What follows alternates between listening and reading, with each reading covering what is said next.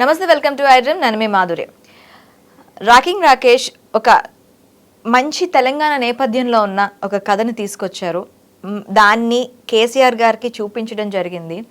అయితే కేసీఆర్ గారు అది చూసిన తర్వాత తన ఎక్స్ప్రెషన్స్ ఏంటి, అంతకుముందు ఆ కేసీఆర్ గారు ఎలా ఫీల్ అయ్యారు, అసలు కేసీఆర్ గారిని కలవక ముందు రాకేష్కి ఉన్న ఒపీనియన్ ఏంటి కేసీఆర్ గారి మీద, ఇవన్నీ డీటెయిల్గా తెలుసుకుందాం. రాకేష్ గారు కేసీఆర్ గారిని కలిసారు. అసలు ఫస్ట్ కేసీఆర్ గారిని ఎలా అప్రోచ్ అయ్యారు? ఆయన ఎవరిని కలవరు, ఎవరితో మాట్లాడరు, అసలు ఆయన్ని ప్రగతి భవన్ నుంచి బయటకు రప్పించుడు కష్టం. ఆయన ఎవరికి అపాయింట్మెంట్ ఇవ్వడు. అపాయింట్మెంట్ ఇచ్చుంటే నాయకులకి అందరికి అపాయింట్మెంట్ ఇచ్చుంటే ఈ రోజు ఓడిపోయే పరిస్థితి ఉండేది కాదు. ఇట్లాంటి మాటలు వచ్చినాయి. ఇలా చెప్పే వాళ్ళందరికీ నేను ఒకటే చెప్తా, అర్థమయ్యేలా చెప్తా. ఇప్పుడున్న ఇదిలో హైదరాబాద్లో ఉండేవాళ్ళు అయితే నేను చెప్తున్నా, ఇవి నాకు తెలిసి ఆల్మోస్ట్ ఇప్పుడు ఈ వీడియో హైదరాబాద్లో చాలా 90% హైదరాబాద్లో వాళ్ళు చూస్తారు, ఈ వివిధ ప్రాంతాల్లో అబ్రాడ్లో ఉన్న వాళ్ళు కూడా చూస్తారు. ఇప్పుడు తండ్రి అనేవాడు ఇంట్లో ఉన్నాడండి, ఇది కరెక్ట్గా అర్థం చేసుకోవాలి. తండ్రి ఎప్పుడు ఇంట్లో ఉండడు, మన కోసం నానా కష్టాలు పడుతూ బయటే తిరుగుతూ ఉంటాడు. చాలామంది ఇళ్ళల్లో తండ్రి పిల్లలు లేచేసరికి తండ్రి కనపడరు, పిల్లలు పడుకున్నాక అప్పుడు తండ్రి వస్తాడు ఇంటికి. అవును, కనిపించాడు తండ్రి. కానీ ఇంట్లో కొడుక్కి వేసుకోవడానికి చొక్కా వస్తుంది, తొడుక్కోవడానికి ప్యాంట్ వస్తుంది, తినడానికి ఫుడ్ వస్తుంది, ప్రతి వారం చికెన్ వస్తుంది, ఫీజులు వస్తాయి, బ్యాగులు వస్తాయి, నువ్వు లగ్జరీ చేయడానికి పాకెట్ మనీ వస్తుంది, నువ్వు బర్త్డే పార్టీలకి గిఫ్ట్లు ఇవ్వడానికి డబ్బులు వస్తాయి. ఎక్కడి నుంచి వస్తాయి? నాన్న ఇచ్చాడు. నాన్న ఎట్లా ఇచ్చాడు? నాన్న ఇంట్లో ఉండి నీకు ఇస్తే సరిపోదు, అవసరం లేదు, ఆయన చేసే పని 4 గోడల మధ్య నుంచి చేసి తెలంగాణను పడుకోబెడుతున్నాడండి, ఆయన నిద్ర లేకుండా. ఆయనను కలిసారా వీళ్ళు? ఆయన చూసారా? అసలు కలవరు, అపాయింట్మెంట్ ఇవ్వరు. అయితే ఫామ్ హౌస్ లేకపోతే ప్రగతి భవన్, ఇంకెక్కడ ఆయన కనిపించరు. ఒక వ్యక్తిని కలవాలంటే ఒక బలమైన సంకల్పం ఉండాలి. ఆ సంకల్పం నీకు కిందనే అయిపోతున్నప్పుడు పైదాకా ఎందుకు వస్తున్నావు? ఉదాహరణకి నేను చెప్తా, తిరుపతి వస్తావని మొక్కుకుంటాం, అవునా? నువ్వు తిరుపతికి వస్తానని మొక్కుకొని నీ కష్టాలు నీ సుఖాలన్నీ ఇక్కడ తీరిపోతే నువ్వు తిరుపతికి ఎందుకు వెళ్తావు? దేవుణ్ణి లాజిక్ ఇక్కడ ఎందుకు వెళ్తాం మనం? ఆయన ఇవ్వాల్సిన వరాలన్నీ ఆయన అక్కడి నుంచి రూమ్లో నుంచి ఏం చేయాలో చేస్తున్నాడు. మొన్న అన్నాడు, సేమ్ ఇదే మాట అన్నారమ్మ నన్ను, ఆయన గురించి అన్నో ఆయన కలవనే కలవడు. నిన్ను ఎందుకు కలుస్తాడండి? ఒక బలమైన ఇంపార్టెంట్ విషయం ఉంటే ఎవరిని పడితే వాళ్ళని కలిస్తే అది ముఖ్యమంత్రి స్థానం కాదు. నీకు ఇచ్చే విలువైన సమయంలో 1 కోటి మందికి ఆయన ఏం చేయాలో ఆలోచిస్తాడు. అక్కడ ఒక వ్యక్తి ఈక్వల్ టు ఇప్పుడున్న తెలంగాణ పీపుల్కి ఏం చేయాలి అని ఆలోచించేటువంటి గొప్ప విషయం అది. ఒకసారి మనం ఎడ్యుకేటెడ్ అయితే అర్థం చేసుకోగలం. ఇప్పుడు మీకు ఇచ్చే సమయం మన వల్ల 1 కోటి మంది ఉపయోగపడుతున్నారంటే అది మీరు త్యాగం చేయలేరా? చేస్తాం ఖచ్చితంగా. మాట అనడం చాలా ఈజీ. ఈ బీఆర్ఎస్ వాళ్ళలోనే కొంతమంది నాతో అన్నారు, ఇంకా అయిపోలేదు, ఇకనే మొదలయ్యింది.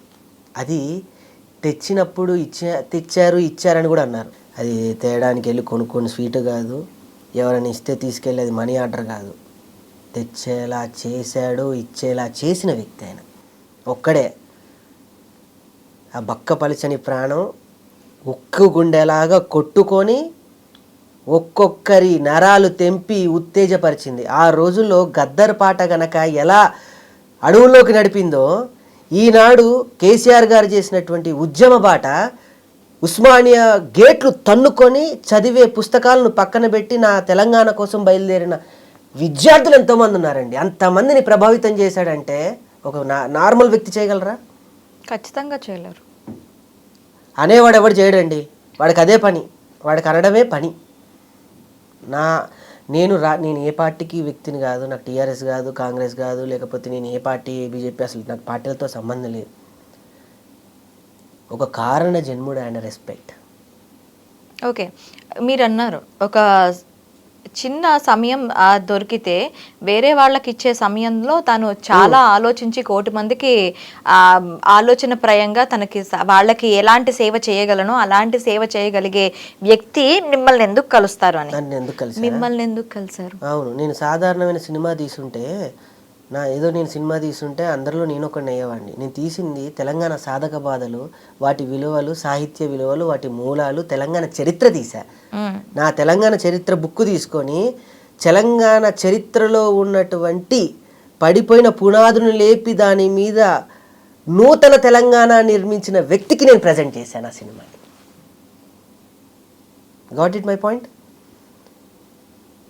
ఆయనకే చూపించడానికి, ఆయన దగ్గరికే వెళ్ళడానికి కారణం ఒక చరిత్ర దగ్గరికి నా సినిమా వెళ్ళింది. నేను రాసిన ఒక ఇంగ్లాండ్ లెటర్ పోస్ట్ బాక్స్లో వేస్తే అది ఎవరికి అడ్రస్ చేరాలో ఆయనకి చేరింది. అది నా ఉత్తరం ఆయనకి రాసుకున్నా. సినిమా గురించి మీరు పోర్ట్రేట్ చేశారా లేకపోతే మీ తరపున ఎవరైనా వెళ్ళి చెప్పడం జరిగిందా? ఆయన విన్నారండి. పాట 3 రోజుల ముందు నేను పంపిస్తే అక్కడ green India challenge co-founder Raghav గారు అని ఉంటారు, ఆయన ద్వారా నేను పాట పంపిస్తే నేను ఇంతకుముందు సార్ని కలవాలని చాలా ట్రై చేశాను. వాళ్ళకున్న బిజీలో, వాళ్ళకున్న షెడ్యూల్లో కలవలేకపోయా. పాట నన్ను తీసుకెళ్ళింది. గోరెటెం కన్నా రాసిన పాట నన్ను తీసుకెళ్ళి అక్కడ కూర్చోబెట్టింది. ఓకే, ఇప్పుడు కేసీఆర్ గారిని కలిసాక మీ ఒపీనియన్ ఏంటి కేసీఆర్ గారి మీద? చెప్పా ఇప్పుడు ఇన్ని మాటలు. నేను అంతేనండి, నేను ఒక చరిత్రను చూసా. ఈ 2 కళ్ళు. కాశ్మీర్ వెళ్ళాలనుకుంటాం, వీలైతే హిమాలయాలు చూడాలనుకుంటాం, ఇంకా వీలైతే డబ్బులుంటే ఫ్లైట్ వేసుకొని అమెరికా వెళ్ళి లిబర్టీ ఆఫ్ స్టాచ్యూ చూడాలనుకుంటాం.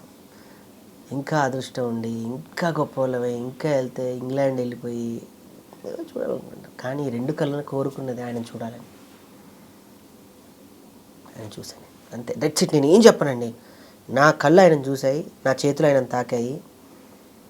నాకు ఈ జన్మకి నేను అనుకున్నది, ఈరోజు ఆయన కలవాలని ఎన్ని కోట్ల మంది జనం అనుకుంటారు, ఎంతమంది కవులు అనుకుంటారు, కళాకారులు అనుకుంటారు. అలాంటిది నేను వెళ్ళి నేను టచ్ చేసి నేను మాట్లాడి 2.5 hours అంత కూర్చొని నేను చర్చలో పాల్గొన్నానంటే నా వయసుకి నేనుకి మా తల్లి ఇచ్చిన ఆశీర్వాదమే కదా. అంతే కదా, నా కళ్ళు చూసాయండి. ఇంకా నేను ముందు వెనక ఏం చెప్పను.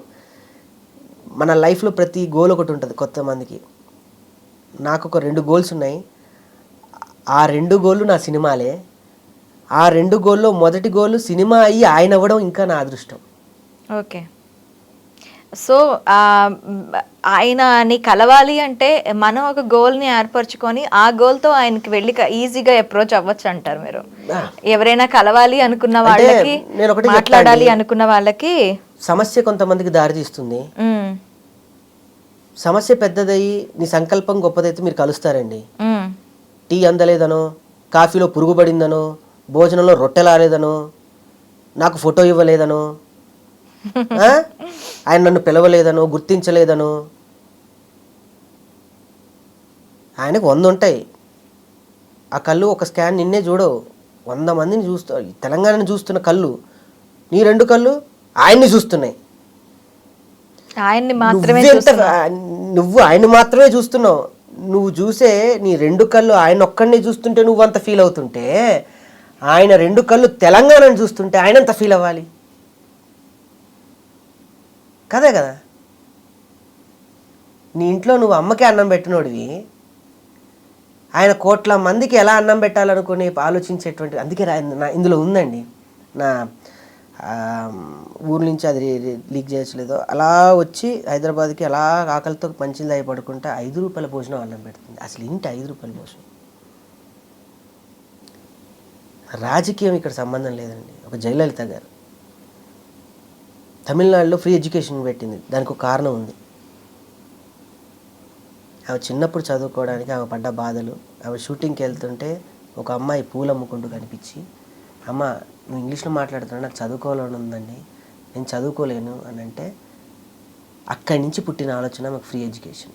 మధ్యాహ్న భోజన పథకం మందిగా తెలంగాణ ప్రభుత్వం దగ్గర, తమిళనాడు నుంచి జయలలిత గారు, దానికన్నా ముందు జయలలిత గారి కన్నా ముందు ఒక ఆయన పెట్టారు.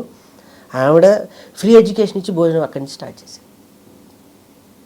ఏసీ రూముల్లో కూర్చుంటే మాట వరకు ఏదైనా అనొచ్చండి సరదాగా.